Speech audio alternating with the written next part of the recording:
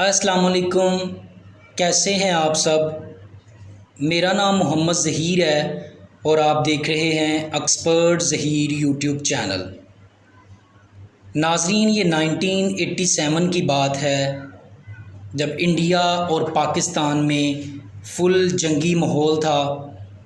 India ने राजस्थान वाली side पर फ़ौज तैनात कर दी थी और भारतीय फ़ौज जंग के लिए बिल्कुल तैयार थी। इधर पाकिस्तान के गुमनाम सिपाही और पाकिस्तानी अफवाज के सपूत अपने इस वतन का दिफा करने के लिए अपनी जान की बाजी कुर्बान करने के लिए भी तैयार थे। इस वक्त इंडिया के वज़ीर आज़म राजीव गांधी थे। ये नेहरू ख़ानदान की तीसरी नस्ल से थे। ये इंदिरा गांधी के कत्ल के बाद इंडिया के वज़ीर आज़म बने। बहरमनाम इस वक्त राजीव गांधी के खुसूसी मशीर थे।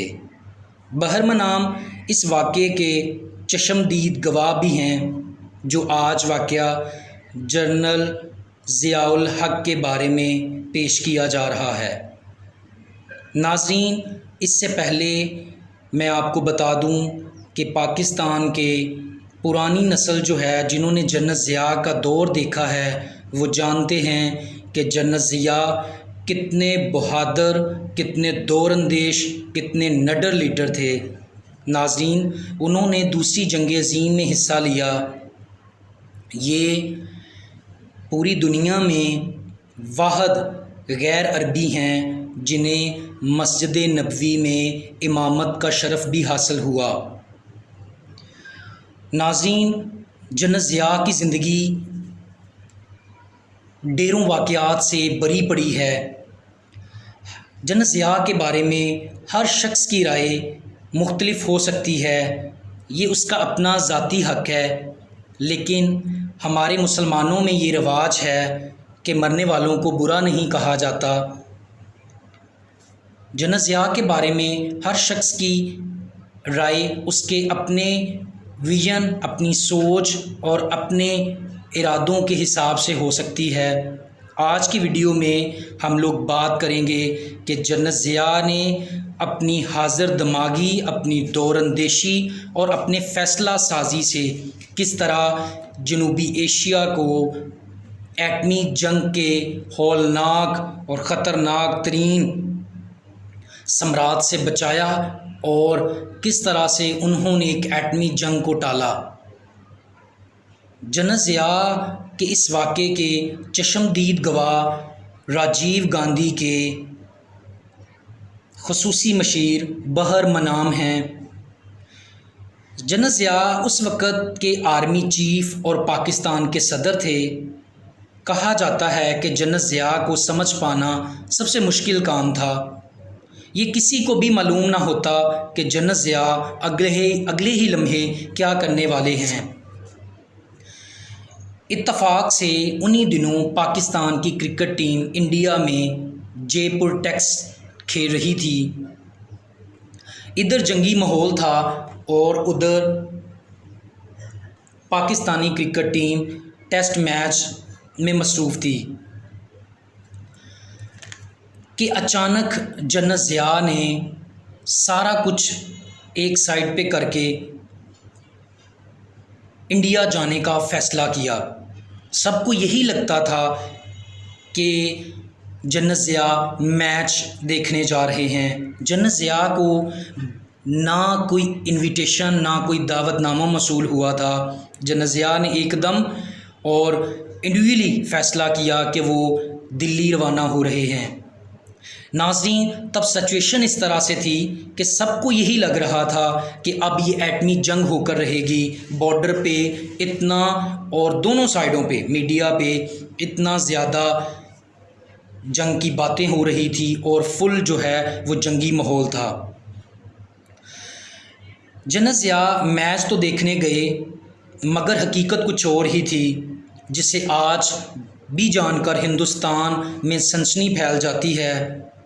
जनरल ज़िया का इस्तकबाल करने राजीव गांधी जो थे बहरमनाम जो उनके मशीर हैं उनके अकॉर्डेंस वो कुछ इस तरह से लिखते हैं कि राजीव गांधी बिल्कुल भी जनरल ज़िया का इस्तकबाल करने के लिए राज़ी नहीं थे, वो उनका सामना नहीं करना चाहते थे। लेकिन हमने और बाकी मशीरों ने ये मशवरा दिया कि इस तरह पूरी दुनिया में इंडिया की जग हंसाई होगी कि एक मुल्क का प्रेसिडेंट आपके मुल्क में एंटर हुआ और आप लोगों ने उसे वार्म वेलकम नहीं किया, आपने अपनी हॉस्पिटैलिटी नहीं दिखाई। लिहाजा राजीव गांधी अपने फ़ैसले को बदलने में कामयाब हुए और उन्होंने ना चाहते हुए भी जनरल ज़िया का इस्तकबाल करने खुद को दिल्ली एयरपोर्ट पे ले गए। जनरल ज़िया को देखते ही जैसे ही जनरल ज़िया बाहर आए एकदम से उन्होंने हैंडशेक किया और राजीव गांधी फ़ौरन बोले, अपने मशीरों से कहने लगे कि जनरल ज़िया की पूरी खिदमत की जाए और जनरल साहब मैच देखना चाहते हैं, इन्हें जयपुर लेके जाया जाए और इनकी खातर मदारत में कोई कमी ना छोड़ी जाए। जनरल ज़िया के लिए ये बात बड़ी शर्मिंदगी का बायस थी, लेकिन जनरल ज़िया इतने हौसले और इतने मजबूत असाब के मालिक थे कि जनरल ज़िया ने हैंडशेक करते हुए राजीव गांधी को मुस्कुराते हुए एक एटमी जंग की धमकी दे डाली। बहरमनाम लिखते हैं कि जनरल ज़िया के अल्फाज ये थे कि राजीव, दुनिया हलाकू और चंगेज़ खान को भूल जाएगी और राजीव और जनरल ज़िया को याद रखेगी। ये एक एटमी जंग होगी और इसमें दोनों ममालिक का कुछ भी नहीं बचेगा, लेकिन याद रखना इस्लाम का नाम और इस्लाम बाकी रहेगा, क्योंकि पाकिस्तान के ख़त्म होने पे दुनिया में 55-56 और इस्लामी ममालिक ज़िंदा हैं, जिससे इस्लाम की हकानियत वाज़े तौर पे बरकरार रहेगी। लेकिन याद रखना, अगर हिंदुस्तान ख़त्म हुआ तो दुनिया में कोई हिंदू बाकी नहीं बचेगा।